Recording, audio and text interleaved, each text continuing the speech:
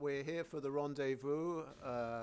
Joey Slaughter, who is Abigail R. Cohen Fellow this year at the Institute, and I just want to introduce him briefly and then hand over to Joey. So Joey was educated at the universities of Florida and Texas, Austin, where he got his PhD, with a detour to Paris briefly at some point, I believe. Yes. And he's been at Columbia since 2000, where he is now associate professor in the Department of English and Comparative Literature, and also a member of the Committee for Global Thought. And I'm not going to try to summarize his very wide-ranging and prolific output, but it's had he's made, I think, an extremely important intervention in that terrain where the study of comparative literature and narrative form meets human rights and regimes of international law. And we're going to, that's roughly speaking, I think it's fair to say, what he's been working on in the Institute and what he's going to be talking about this evening. He wrote a very important book in 2007, Human Rights, Inc., The World Novel, Narrative Form and International Law, which explored some of these intersections and was important, I think, because it came out at the moment of the ascendancy of an international human rights discourse in the age of what now has to look like high globalization.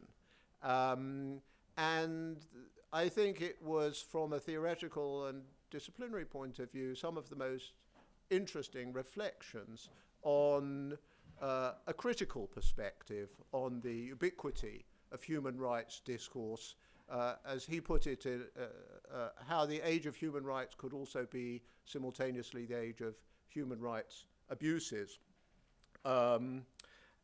He's won a Guggenheim Fellowship. He's won a Lenfest Distinguished Faculty Award for his teaching. And it's a great pleasure to welcome him here this evening. So, Joey, over to you. Thank you so much.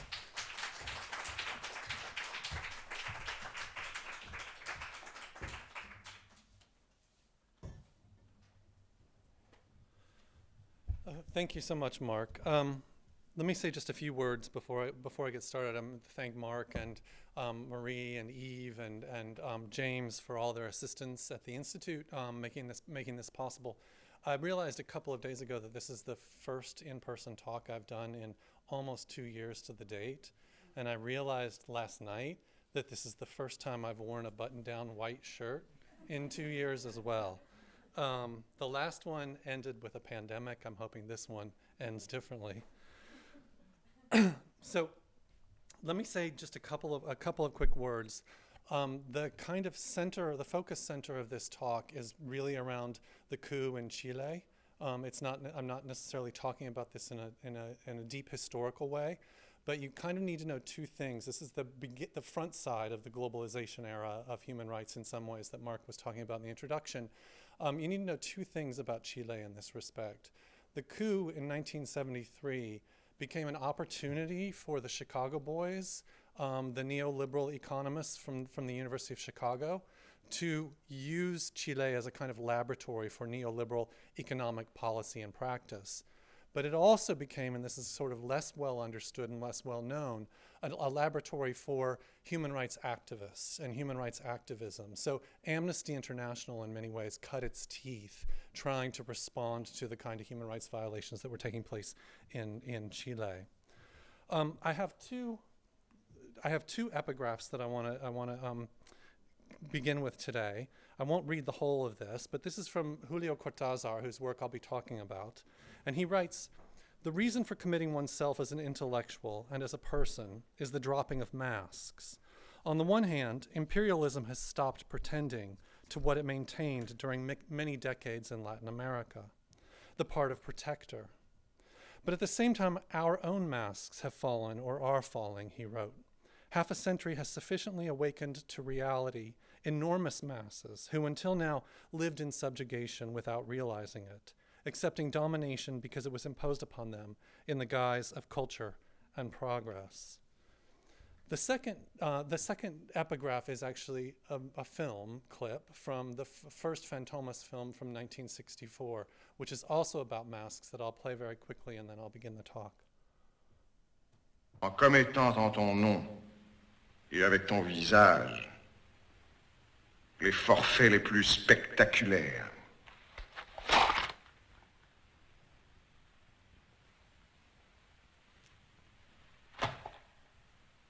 tu emporteras mon secret dans la tombe. Un procédé de mon invention me permet de reconstituer à la perfection la peau humaine. J'ai réalisé la plupart de mes forfaits avec le visage de mes propres victimes. Voilà parmi tant d'autres quelques échantillons de mes compositions.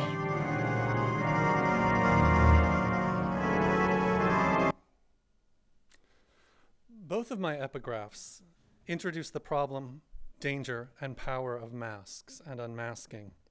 The Argentine novelist Julio Cortázar is discussing the political commitment of Latin American writers in the mid-1970s, shortly after his own turn to explicitly political writing in his experimental novels about Latin American dictatorships.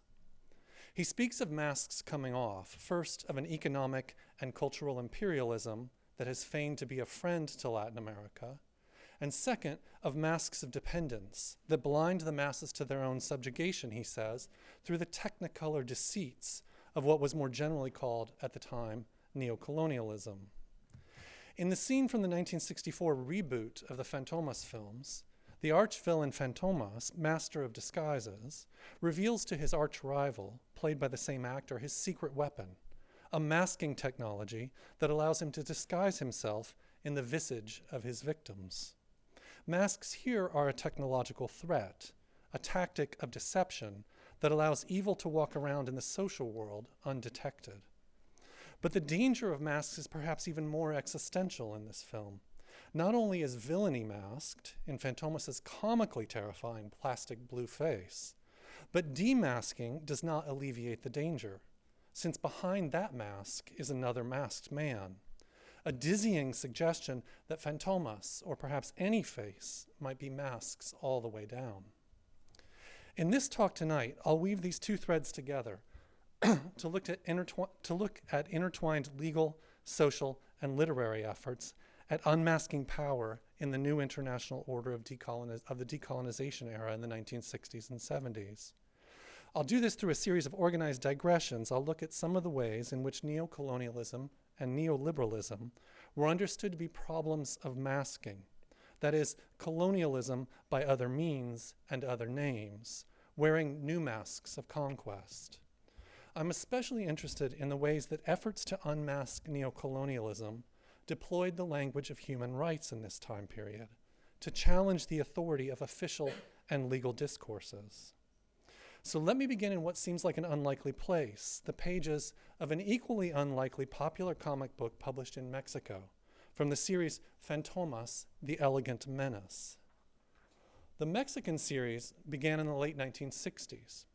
The story plot of this issue from 1975 involves a corporate criminal conspiracy to destroy world literature by burning books, assaulting authors, and threatening publishers. Masks and smokescreens are a theme, a tactic, and a problem in this issue of Fantomas, titled La Inteligencia en Llamas, which literally translates as intelligence in flames, or knowledge, burning knowledge. For weeks, the classics of European literature have been disappearing from national libraries around the world. It started at the British Library, with the discovery that books by major national authors had disappeared, along with the manuscripts of Chaucer, Chesterton, and H.G. Wells. From the Bibliothèque Mazarin in Paris, the works of Victor Hugo, Gautier, and Proust, among others, have vanished.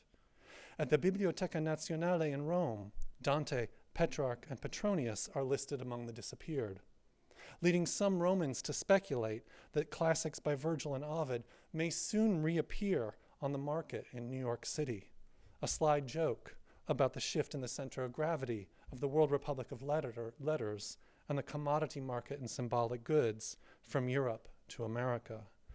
I want to note very quickly that this image with this list of disappeared authors resonates for me very powerfully with the lists of the disappeared that are circulating in Amnesty International reports from the 1970s in Latin America. In Calcutta, Tokyo, Moscow, Bogota, and Buenos Aires, entire libraries burned to the ground as the wave of cultural terror spreads. The fear of anti-literary violence is so strong that it precipitates what the narrator calls mass psychosis, with people, even in the remotest parts of the earth, resorting to preemptive book burning. This is apparently what the remotest parts of the earth looked like in the Mexican imagination in 1975. Fantomas himself learns of this plot after leaving a film screening of Bertolt Brecht's Threepenny Opera, A Date Night with Ira von Furstenberg. Although the Mexican version of Fantomas is based on the early 20th century French villain, the cinematic Fantomas, remade for the James Bond era, seems to be the more immediate inspiration. In the Mexican comic book, however, the one-time master criminal has been reconstructed as a vigilante hero, a kind of urban high-tech Robin Hood, with features of American superheroes such as Batman. Fantomas is a millionaire playboy with a taste for fine art and high culture, a fondness for buxom women and international intrigue.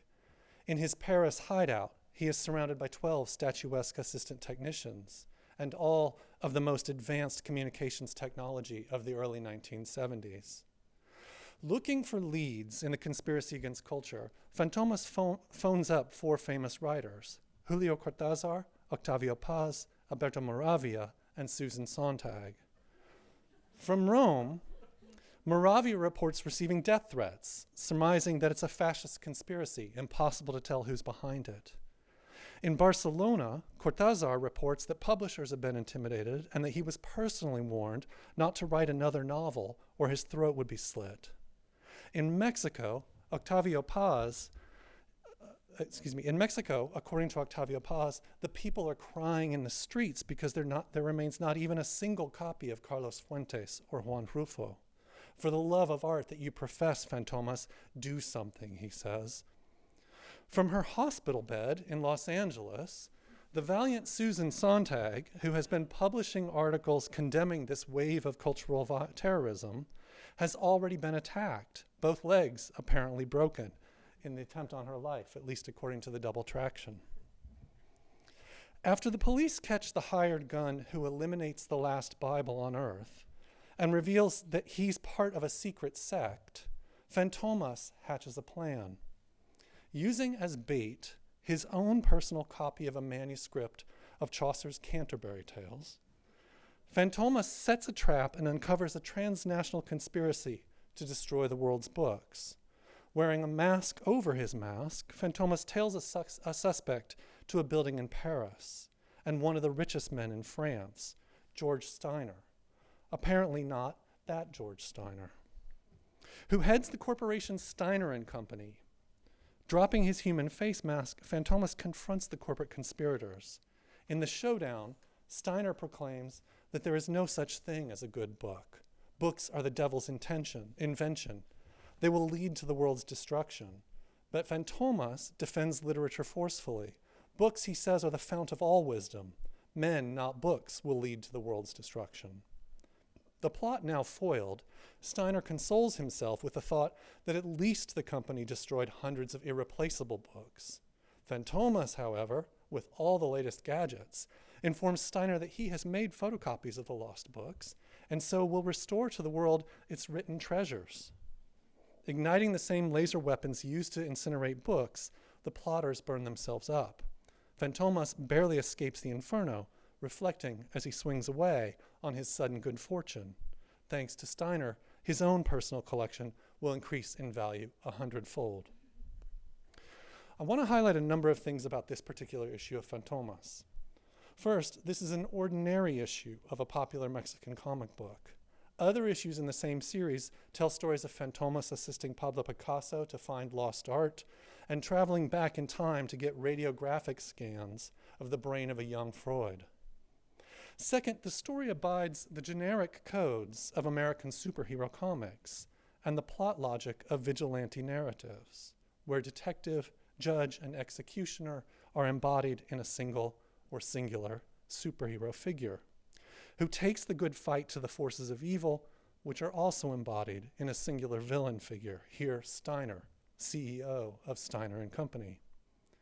According to this generic logic, order is restored when the masked hero pulls the mask off the villain to expose the individual behind the plot. The momentum of the mystery plot is driven by a desire to unmask the villain and a series of cascading questions. Who is behind the anti-literary plot? And then who is behind the masks that obscure the identities of those plotters?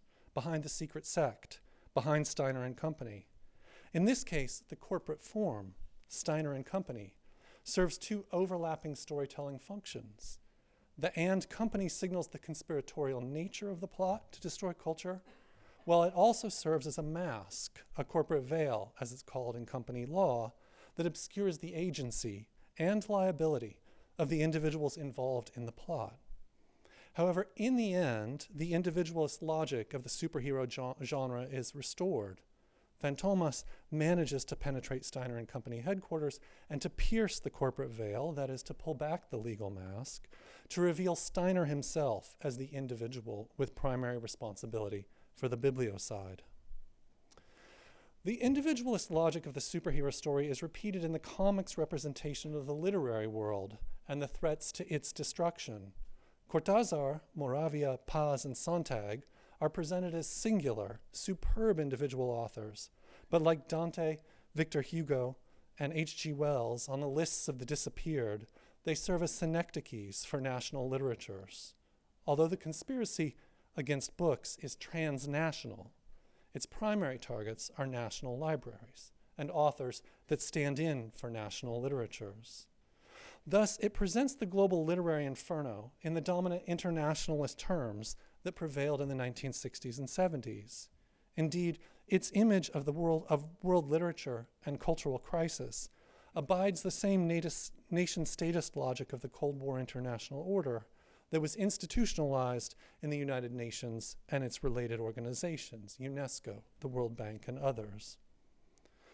Those institutions reflected and reinforced the Euromodernist Enlightenment assumptions about identity and difference, that political and cultural independence find their ideal form in the nation, whose interests are best served by the administrative capacities of the nation state.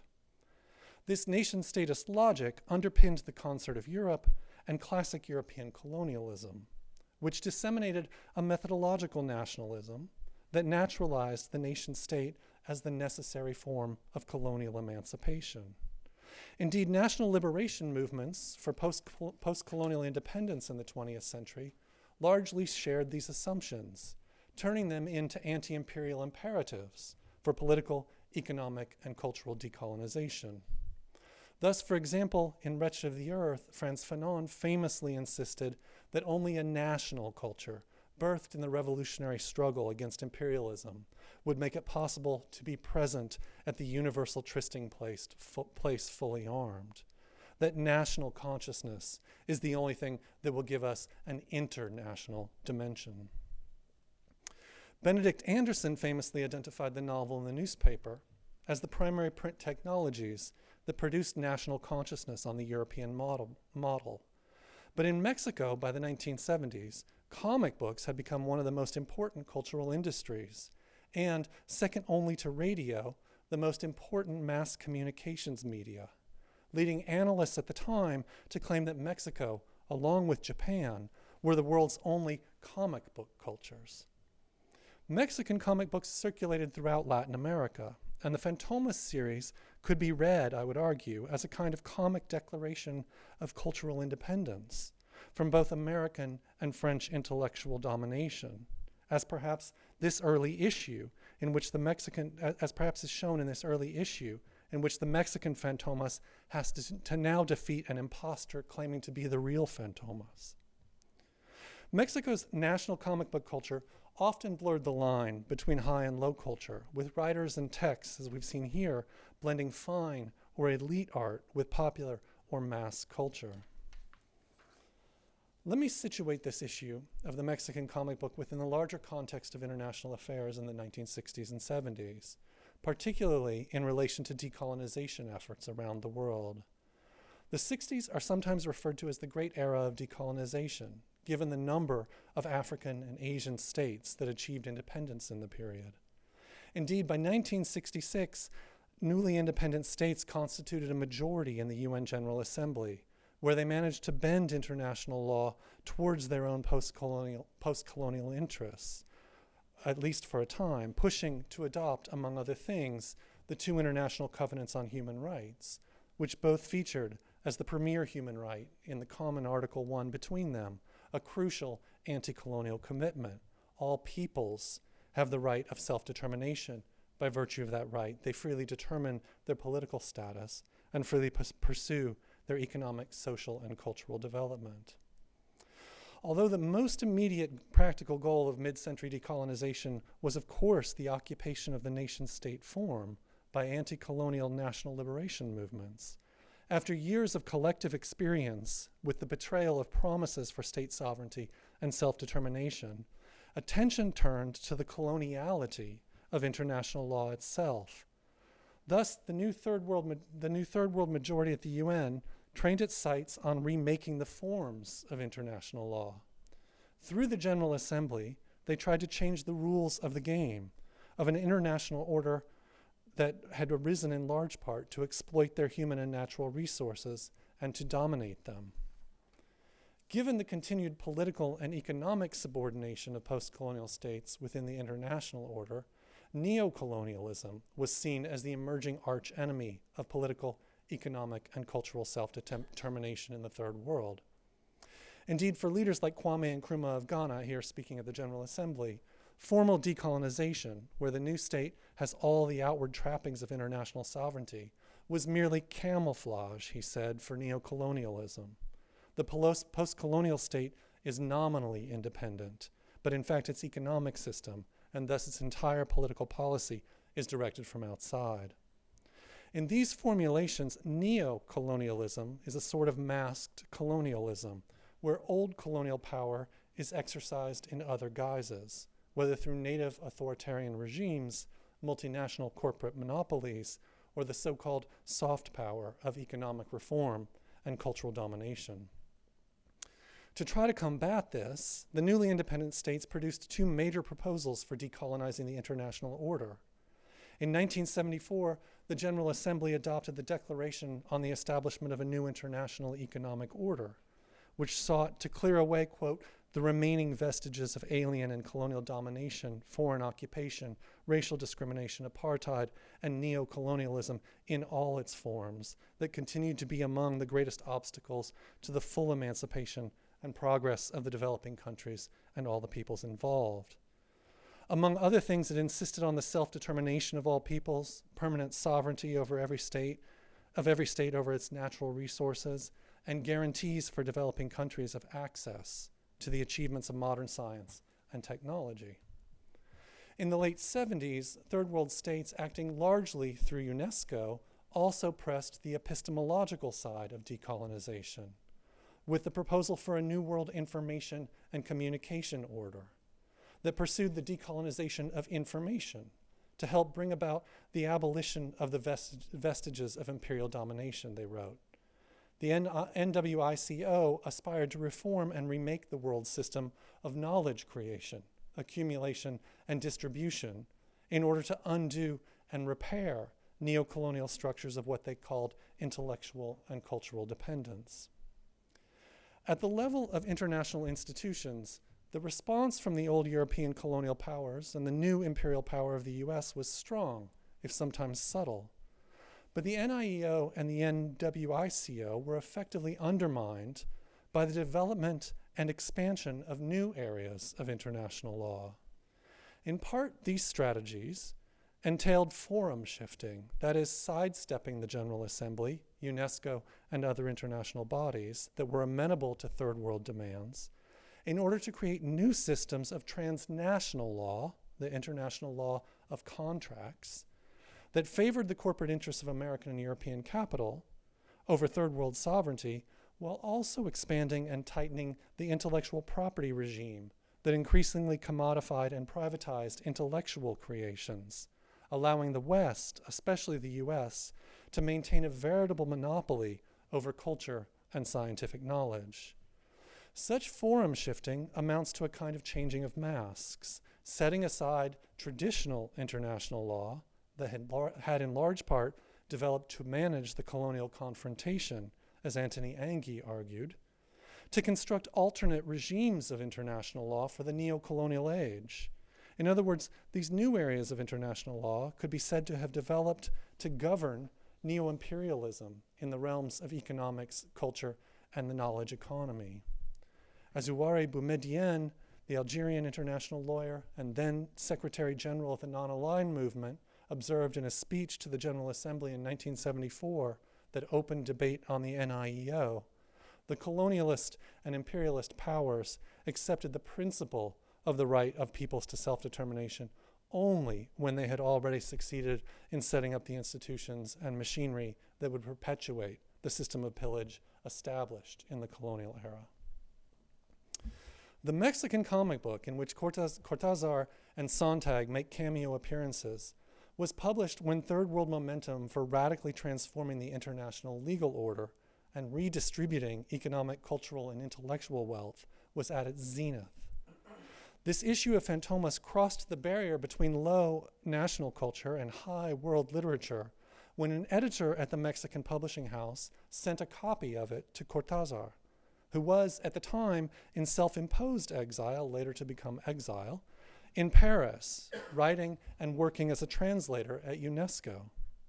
Finding himself represented in the pages of the comic must have appealed to his well-known taste for self-referential postmodern storytelling, and he decided to publish his own version of the plot against world literature in the format of a full-size comic book, Fantomas versus the Multinational Vampires. I've got a copy from the Columbia Library, which I will actually pass around because it's worth just kind of browsing through if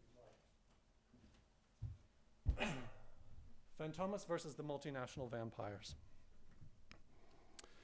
Cortázar had just completed the second session of the Russell Tribunal on the repression in Brazil and Latin America, which aligned itself with the decolonization projects of the NIEO and the New World Information Order. Initially convened at the behest of Brazilian anti-torture activists to consider systemic violations of civil and political rights by the Brazilian dictatorship, the Russell Tribunal, known as the Second Russell Tribunal, or Russell II, this one, expanded its scope to examine widespread repression in Uruguay, Bolivia, and Chile after the coup d'etat that ended Salvador Allende's socialist government on September 11, 1973. Even at the time, the coup in Chile was widely understood to be a joint venture, orchestrated among right-wing military forces, the Chilean economic elite, the CIA, and multinational corporations. The second session in Brussels convened to examine the role of multinational corporations in sustaining dictatorial regimes across South America. Alongside Gabriel Garcia Marquez and other eminent writers, academics, lawyers, and politicians, Cortázar served on the jury. This is from a newspaper, so the quality is not very good, but that's Gabriel Garcia Marquez and Julio Cortázar, who was 6'5", 6'6", something like that, somebody I would have recognized on the street. His head sticks up above the rest of the crowd here. He served on the jury. Noting that the tribunal lacked legal mandate and enforcement mechanisms, it both spoke in the name of public opinion and sought to move that opinion. As Italian lawyer Lelio Basso stated in his opening address, public opinion from which we emanate and to which we return constitutes the force which can carry out our verdicts. Cortázar, seemingly frustrated by a relative lack of public interest in the tribunal, especially in the US, but also in practically all of Latin America, as he wrote, people hardly know about it, the novelist seized the opportunity to bring the worlds of international law, human rights activism, and literature together, furthering the work of the tribunal by reprinting the verdict at the end in an appendix and launching its findings into the mass media economy and pop culture circuits of Latin America. As we'll see, Cortázar cut up and rewrote, or overwrote the original Mexican Fantomas. And his vision tells a much more complicated story about the plot against culture and the superhero's efforts to thwart it.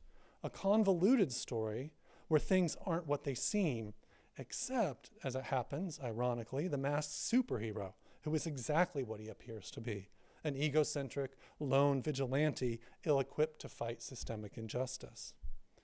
Cortázar's story is bookended by the Russell Tribunal. It begins, the Brussels meeting of the Second Russell Tribunal had ended in noon, and the narrator of our fascinating story needed to return home to Paris. That's the very first sentence of the book, and it's got a cheeky footnote off of it that points to the end of the text. The footnote reads, "The reader interested in learning the details of this tribunal will find them in the appendix. A friendly piece of advice, however, read the appendix last. Why rush things when we've gotten off to such a good start?" I will issue a spoiler alert. The appendix contains the full verdict of the Brussels session of the Second Russell Tribunal, which found, in short, that the dictatorial regimes of the Southern Cone were the native masks for American neo-imperialism and neoliberal multinational capitalism. The first session, held in Rome in 1974, had focused primarily on easily recognizable violations of human rights, arbitrary arrest, summary execution, torture, and forced disappearance. The tribunal in Rome had concluded that the authorities who exercise power in Brazil, Chile, Uruguay, and Bolivia are guilty of serious, repeated, and systematic violations of human rights, and that considering the scale of those violations, they constitute a crime against humanity in each of the 4 countries. The second session of Russell II in Brussels went further to examine the complex forces and interests behind the repression of civil and political rights, pulling the masks off the torturers to consider the deep structural causes, economic pressures, and international conditions that had produced state terror, but especially torture, as a means of government. That is, they sought to illuminate some of the hidden links between the transnational economic, social, and cultural domination of Latin America and the deprivation of civil and political rights by local dictatorial regimes. The kinds of less visible links between economic problems and the violence that are sometimes, they noted, captured incidentally in headlines like these from Le Monde of October 3rd, 1973. Chilean junta adopts rigorous economic measures, 9 people shot. Thus, the tribunal repeatedly insisted that systemic violations of human rights are committed within a system of economic domination, and that torture, summary execution, and enforced disappearance were part of the means of imposing and enforcing neo-colonial economic domination, creating a depoliticized society, as they put it, and what it also called the deculturalization of the Latin American peoples. Thus, the verdict, reprinted at the end of Cortázar's book, concludes, among other things, that, quote, the North American multinationals, for their own profit, organized not only the plunder of Latin American resources, but also the violation of fundamental human rights that this entails, as part of a strategy to prevent the economic development of Latin American countries and the management of their own affairs. And further, that the North American government and the local oligarchies are jointly responsible for this plunder and violations of rights. Multinational firms, they argued, were the key secret agents to this repressive system. To prevent the exercise of human rights, they, that is multinational firms, have recourse to every means of repression, including murder. Thus, long before Naomi Klein's famous book Shock Doctrine, the Russell Tribunal was attempting to identify, document, and name the largely hidden and disavowed complicities between what we now call neoliberal economics, orchestrated underdevelopment, and systemic civil and political rights repression at the moment they were happening, turning to the elastic language of human rights to do so. The first Russell Tribunal was convened by British and French philosophers Bertrand Russell and Jean-Paul Sartre in 1966 in Stockholm. The tribunal was initially scheduled to meet in Paris, but de Gaulle refused the necessary visas for foreign participants, claiming that such a people's tribunal was contrary, he said, to international law and custom, and accusing Sartre of assuming robes borrowed for the occasion, that is, of putting on both airs and masks. "I have no need to tell you," said de Gaulle, reciting the orthodox view of international law, "that justice of any sort, in principle as in execution, emanates from the state." Nonetheless, against de Gaulle's traditional state-centric legal position, where states alone are the subjects of international law, the tribunal claimed for itself the right and duty to try the US administration for international war crimes and crimes against humanity in Vietnam. Citing the Nuremberg trials as precedent, Sartre insisted that our tribunal today merely proposes to apply to capitalist imperialism its own laws. Questions about the legal and moral authority of its activities and judgments were central at the tribunal. In his opening statements, Sartre attempted to turn the lack of state support into a virtue. "We are powerless," he said. "That is the guarantee of our independence. We have not received any mandate from anyone. If we have taken the initiative in coming together, we have done so because we knew that no one else could give us this mandate." As much as the first Russell Tribunal sought to shape public opinion and to marshal the people's outrage, it was also conducted as a law-making action, an effort, as Sartre put it, to reintroduce the legal notion of international crime. Claiming to draw its moral and legal authority directly from the people, by virtue of which it claimed to be producing new international law, the verdict of the first Russell Tribunal nonetheless cited numerous articles from standard international legal texts in its findings, including, among others, the UN Charter, General Assembly resolutions, the Statute of Nuremberg, and the Geneva and Hague Conventions. The second Russell Tribunal on repression in Latin America was even more explicit in its interest to decolonize and remake international law. Although it too cited chapter and verse of relevant international legal instruments, the tribunal emphasized the disparity between the national character of state structure and the international character of capital, underscoring the practical impossibility of addressing the links between economic domination and bodily human rights violations under traditional international law. Thus, it sought to articulate what it called a new people's international law. In this effort, it was even more ambitious than the first Russell Tribunal.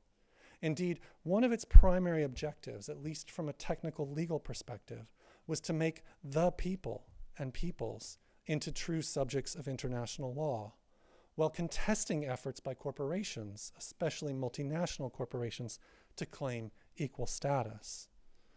Let me delay returning to Cortázar's story one more minute to look at the logic of this logic of masks from another angle, as it operates within the law in the figure of the juridical person. As a discursive regulatory regime, law works with fictions to produce real effects in the social world. As a law-making action, Russell too sought to make the people into a subject of international law, that is, to give peoples legal personality within the international order.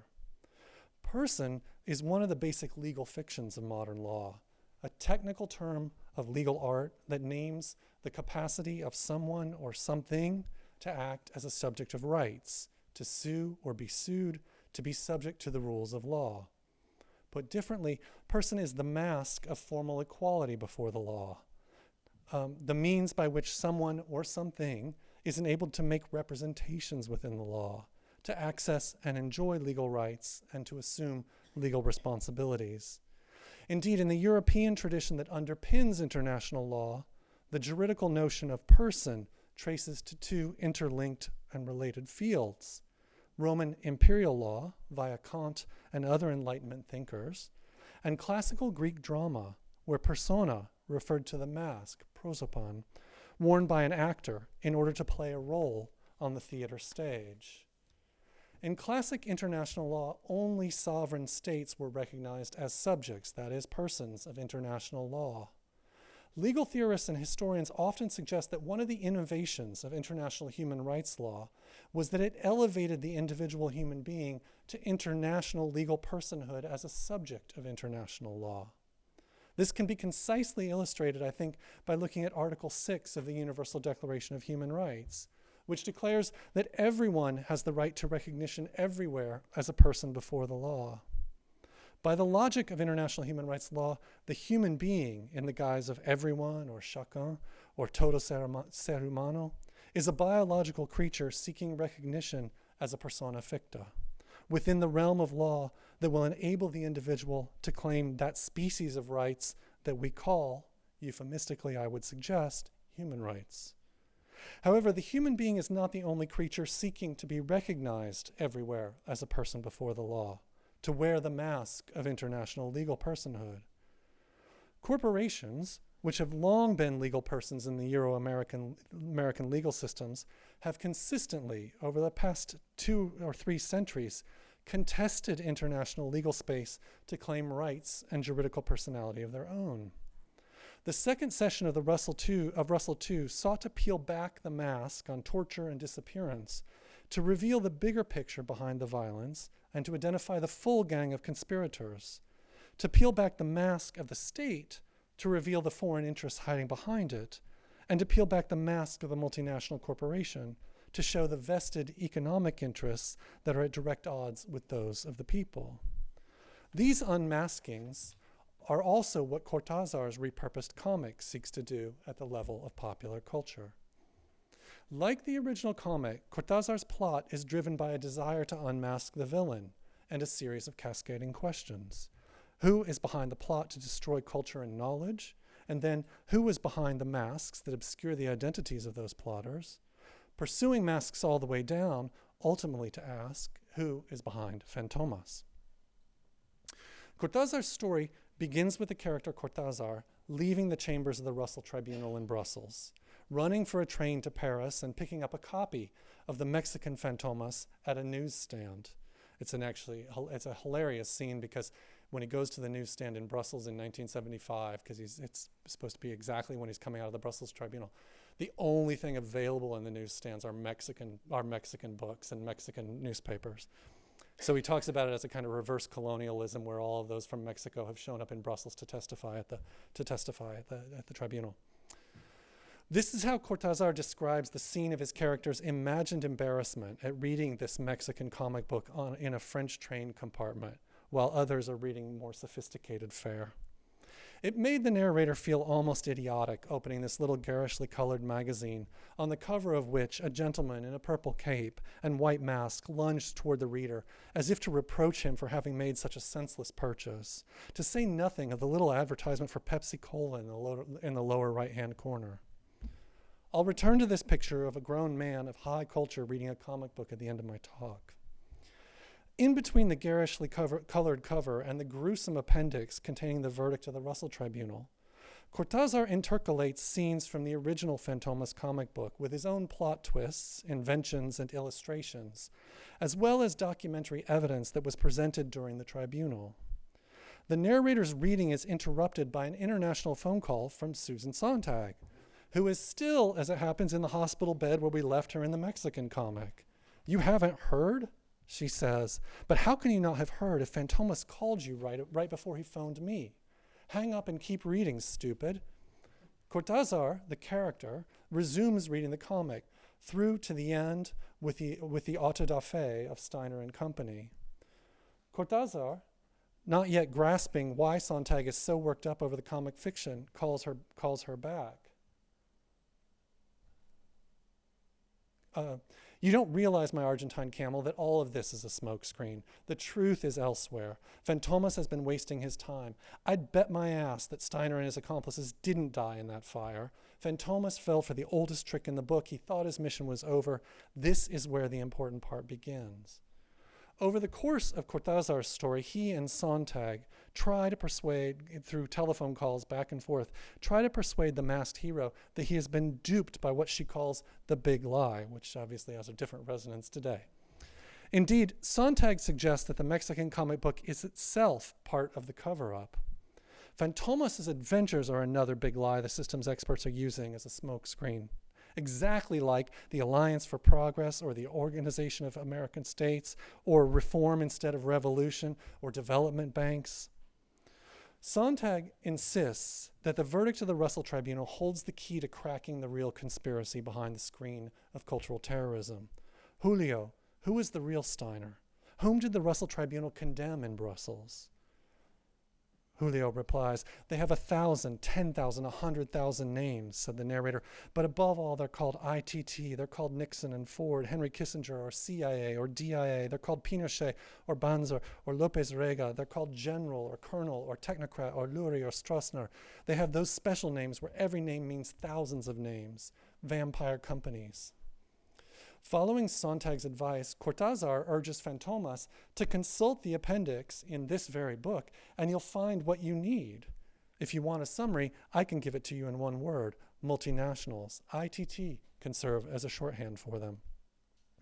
Let me interrupt these phone calls to say just a few words about telephones and telecommunications in relation to Chile, because they have to do with both the multinational financial motives behind the coup and third world efforts to establish a new world information and communication order. ITT, International Telephone and Telegraph, was a massive multinational conglomerate that owned nearly all of the communications infrastructure in Chile. I knew to be afraid of ITT as a kid before I had any idea what ITT was. The Allende government sought to nationalize the telephone industry along with major multinational mining companies, insisting that a state without communications sovereignty is only nominally independent. Those nationalization efforts prompted US backlash and helped to precipitate the coup. ITT was perhaps the most active multinational corporation in pursuing Allende's overthrow.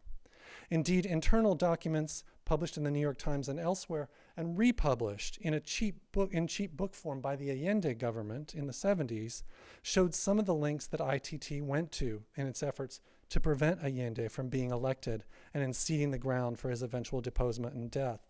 This particular memo lays out the plan early in 1970, September 1970, so before Allende is even elected. It also, as you'll see in a second, is one of the documents that's reproduced in Cortázar's text. Took me a while to find it, the original.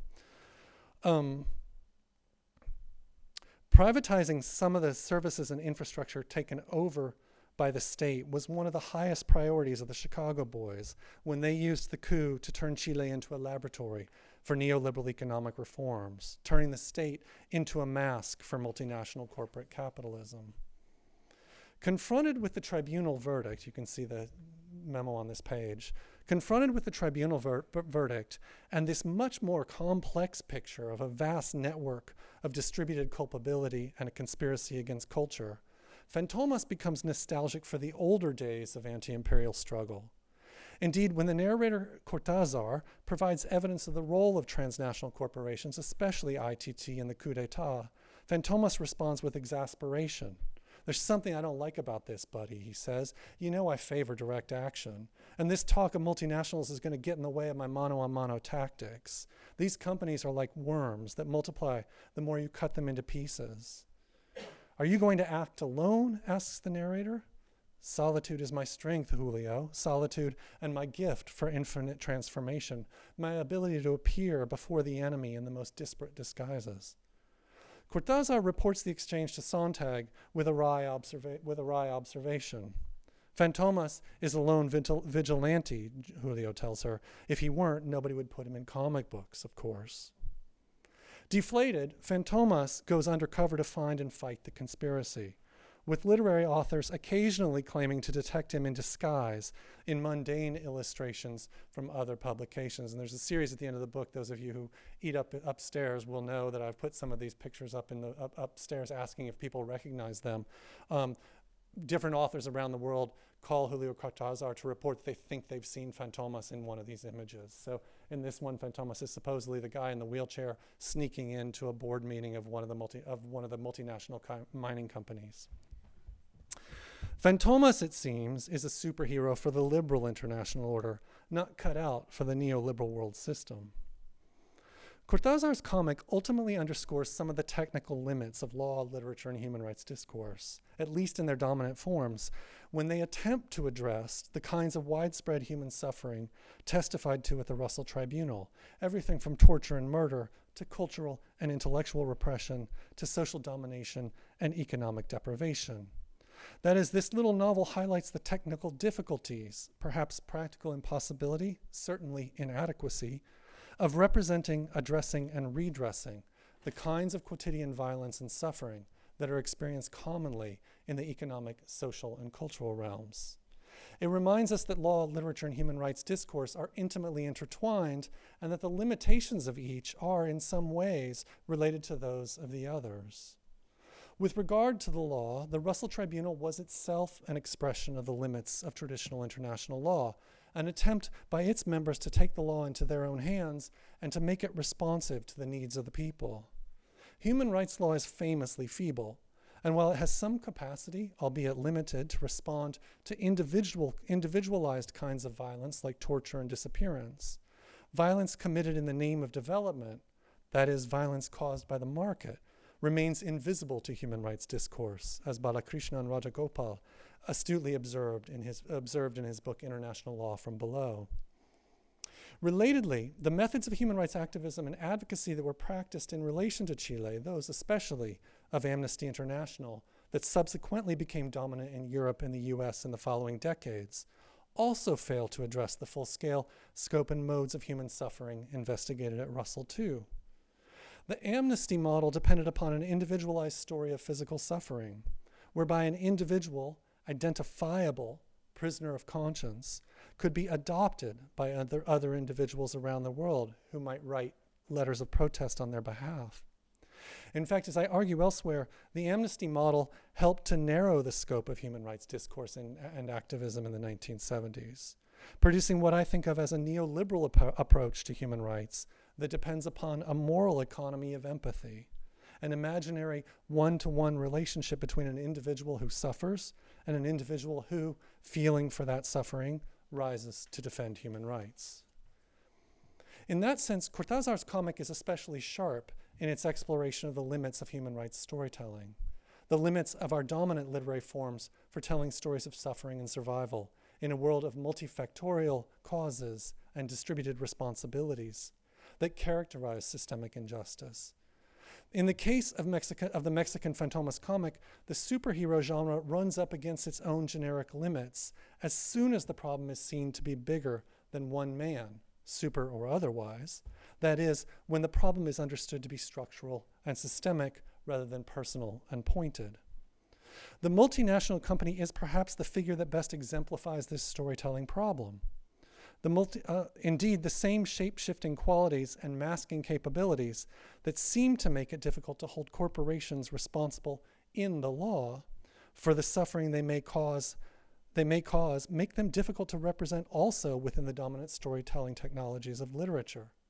Perhaps this can be illustrated best with a quick counterexample. I'm almost at the end. A Chilean comic book series from the early 1970s, sponsored by the Allende government. So this is a counterexample. This series titled La Firme, which translates to the steadfast one, although ironically in French it looks like it says the company, has been described as a counter-comic.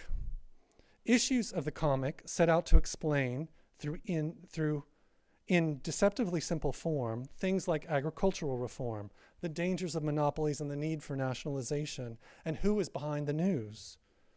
One issue directly mocks the American superhero genre, titled The Supercaro Fights Illiteracy. The hero, Super Guy, meets a poor farmer's son who can't read or attend school to learn to read. Supercaro asks the boy, "Who's this person that won't let you go to school?" The boy responds, "Well, nobody in particular, I suppose, just circumstances." Supercaro asks, "How's he supposed to fix that?" And the boy responds, "We could analyze why such things happen." On the following pages, the two come up with nearly a dozen reasons why a poor farm boy might be unable to go to school to learn to read. Nothing is solved, nothing is resolved. But the two come to a complex understanding of the problem, and the final pages of the comic lay out government plans for improving educational opportunities, pointing to the comic itself as part of that project. Nonetheless, the standard superhero comic questions persist. Who or what is behind the forces that keep that keep people poor, illiterate, and suffering? These questions drive the plots of nearly every issue. In one of the two issues on the telephone system, the title page poses the question suggestively, what's behind telephones? The answer is not what you might think, given this sexist teaser. It turns out that ITT is behind telephones. But behind the ITT monopoly are the linesmen and wires made from Chilean copper, engineers and mechanics, telephone operators and repairmen. The upshot, all of these ordinary Chileans are the reason that Chile must own and control its communications infrastructure. Let me conclude finally tonight by asking the plot question suggested by Susan Sontag in Cortázar's version of Fantomas. Who is behind Fantomas? When Sontag concludes that the Fantomas comic is itself part of the conspiratorial smokescreen of the big lie, she implicitly extends to the Mexican comic book the ideological critique that Ariel Dorfman and Armand Madelart leveled at Disney in the now classic book of colonial discourse analysis, How to Read Donald Duck, in 1971. Dorfman and Madelart published their critique of Donald Duck comics and their threat to cultural self-determination before the CIA and ITT-backed coup that ended the democratically elected socialist government in Chile. But their book seems to anticipate the Russell Tribunal's attempt to define with greater clarity the role of multinationals in the deculturalization of the Latin American peoples. Indeed, Dorfman, in exile after the coup, presented evidence to the tribunal on cultural repression in Chile. How to Read Donald Duck attacks Disney's cultural imperialism on two fronts: the ideological content of Disney comics and the material impact of Disney's imported cultural commodities on the creative economies of Latin America. Power to Donald Duck, they argued, means the promotion of underdevelopment. The daily agony of third world peoples is served up as a spectacle for permanent enjoyment in the American utopia of bourgeois liberty. If you've ever seen an issue of Donald Duck from the 1950s, 60s, and 70s, they're horrendous in terms of the way that the global South is used as the background for extraction and other things, and the way they're depicted. Furthermore, the penetration of Disney comics into third world literary markets fostered cultural underdevelopment, they said, making struggling nations dependent upon cultural commodities arising economically and intellectually in the power centers, totally alien foreign conditions. In this regard, that small detail in the narrator Cortázar's description of the Fantomas comic, which he felt silly reading on a French train, is especially telling. That little advertisement for Pepsi Cola in the lower right-hand corner. When we pull back the cover of the comic book, that little advertisement for Pepsi Cola turns into a big advertisement with a tie-in to Disney. That is, behind Pepsi is Disney, so masks all the way down. While Sontag urges Fantomas to search beyond the pages of the comic book for the global conspiracy that is disappearing culture and knowledge, in a poignant illustration of Donald Duck's power in the emergent world system of neo-colonial cultural domination, the transnational corporations have infiltrated the story before it has even begun. Behind the cover of the comic, that emblem and agent that I talked about of national culture, the Mexican Fantomas, it turns out, is propped up by Disney advertising dollars. Or is it Pepsi pesos? Thank you.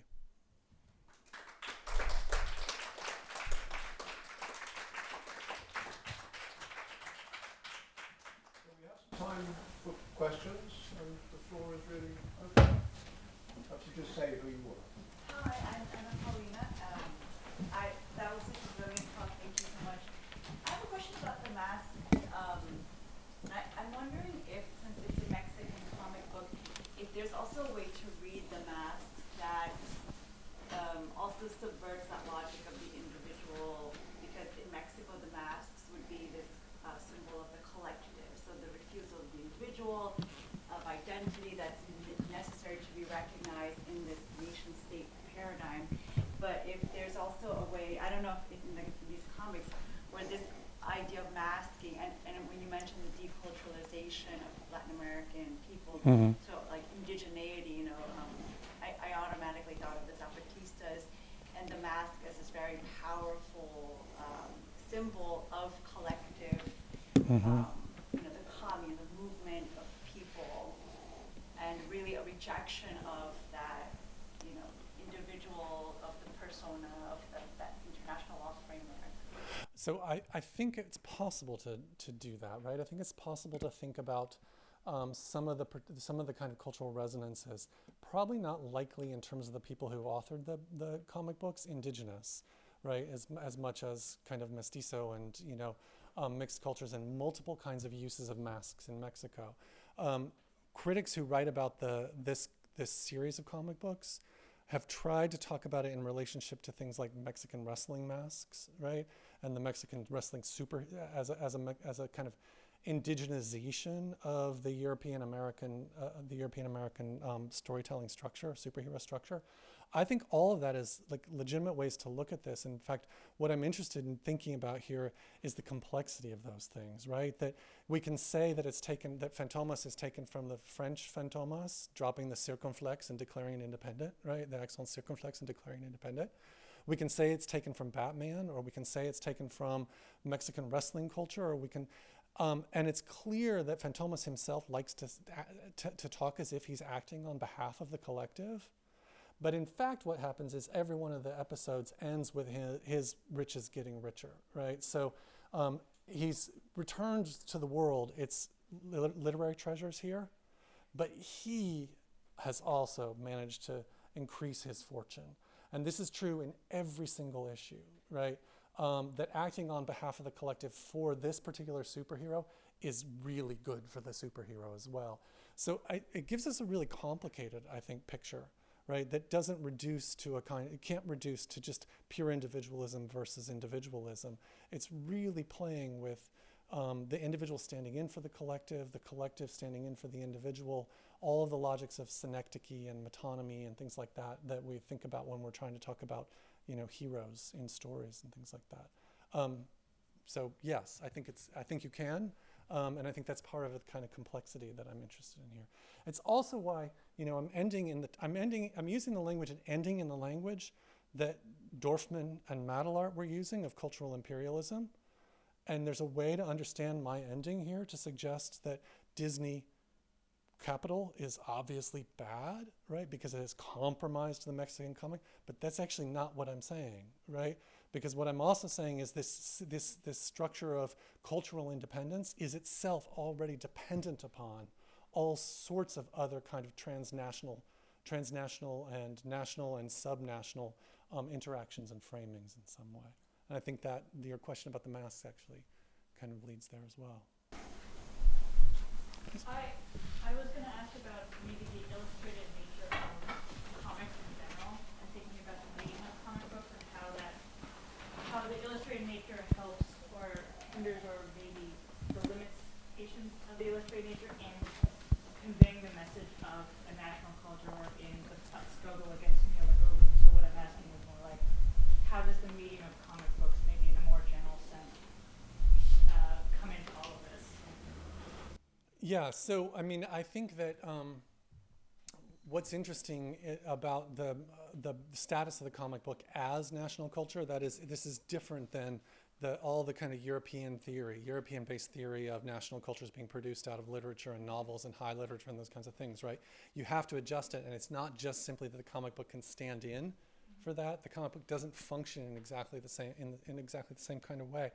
It was only in the last month, actually, that I managed to stumble on these comic books, right? The Chilean comic books that were produced by the Allende government that are really trying to tap into a kind of more popular mode of circulation. The problem is that one of the first issues is about illiteracy, right? And the problem of illiteracy. And so it too is actually directed to a lower bourgeoisie, right? That is capable of reading and thinking about their own reading as a privilege, right? Thinking about their own reading as a kind of enablement. So I don't think we can romanticize the comic book, right, as a kind of popular form that somehow cuts through the problems of class and the problems of cultural deprivation, right? It's interesting too. It turns out, and I don't know whether Dorfman and Madelart didn't know this, but some of the people who became famous drawing Donald Duck were Chileans, who managed to get out of the Chilean comic book culture, picked up by the Disney Corporation, and taken to LA, where they thrived and returned Donald Duck comics to Chile, right? But Disney was very interested, as Hollywood has been interested, in squashing local production, right, in some fashion. They were interested in making sure the market was there for their work. So you have this super complicated relationship where their desire to be there means they're also investing money, which is also producing culture in some way that is neither high, neither low, right? That is not mass, that is not elite, that cannot fit into those kind of easy categories that we ordinarily use to think about national culture and the logics of world literature, at least from the European and American perspectives. Claire? I'm very interested in this feedback loop that you're talking about. I'm afraid I'm going to bring Ireland into it, but I couldn't help thinking about, it's an 1890 text, The Necessity for De-Anglicising Ireland, which is, Douglas Hyde complaining about comic books and shilling shockers coming over from Britain and deculturalising Ireland. And one of the things that they do in response is start making comic books in Irish, again, for people who are not really literate in Irish. So, there's this sort of bizarre production, almost for production's sake. But I suppose my question is, would you say that so we're not talking about multinationals then, and we're not talking about neoliberalism, but we've got the same framework of self-determination and cultural colonization. Is the difference one of scale, or it's a big question, I know. What's the difference between 1890 and 1973, please? I'm not sure how to answer that, Claire. I mean, one of the things that I've been trying to work out with this material is this notion of neocolonialism as a kind of masking of an old colonialism, right? And thinking about this in terms of neoliberalism and the way that neoliberalism is maybe is maybe a masking for an old liberalism. I think these structures, I used the phrase mask of conquest at one point. That's from the Gary Vishwanathan's book, Classic Postcolonial Studies from 1984, I think, that looked at the ways in which British literature itself was invented in India as a system for, as a tool, right, to turn Indians into half-baked Englishmen, right, in some kind of ways. These problematics, I think, are there at each of these kind of at each of these locations of power, right, and colonial imposition, whether we call it colonialism or some other kind of power, and imposition. So I don't think there's not necessarily something, I'm sure a political scientist would tell you there's a massive difference between those two moments, right? And a historian maybe would tell you there's a massive difference. Structurally, they produce similar discursive effects, right? They produce similar kinds of responses to imposition, which is we'll do it ourselves, right? That I think we can track, and put into conversation. To put into conversation these different locations around the world at different moments where we're looking at them. In another chapter in this book, one of the things I do is I'm looking at the ways in which different things competed for personhood within international law. And I go back to 19th century colonial charter company colonialism in Africa.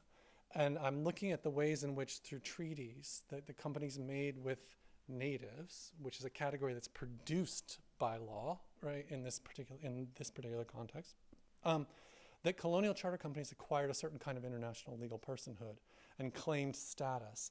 We see it again here, right? What I'm arguing is in this particular moment, Cortázar is trying to name that same phenomenon, but now in the 1970s, right, with something called multinationals as the kind of difference. Also in that chapter, I look at the ways in which kings and chiefs were created as international legal subjects, right? These are persons that were created by these legal relationships. So to try to end this answer, I don't know the difference, but I think that that we would I would imagine finding similar kind of discursive effects of those moments. Let me just say something here as well, which I think is actually fascinating. Cortázar, one, he registered the copyright of multinational vampires in the name of the Russell Tribunal. The recent translation into English somehow has returned the copyright to Cortázar. I don't understand how that can possibly be. But he registered it in the name of the Russell Tribunal, so all profits went to the Russell Tribunal. And if you look, he lists himself as the narrator of this text. He does not list himself as author. There's a really complicated, and I can't quite untangle it, game that he's playing. He was an inveterate game player, in which there's a character in the novel called the narrator, also called Cortázar, who never narrates anything. And so he actually, it always says, as the narrator said, right? And the narrator is always speaking in direct speech, but it's not really a narrator because there's clearly another narrator who's saying, as the narrator said, right? There's a complex kind of exploration of the kind of discursive effects of these encounters and of identity and that's going on here that I think is really, really powerful, really interesting. Well, we can continue informally, but please join me in thanking Chair. Thank you.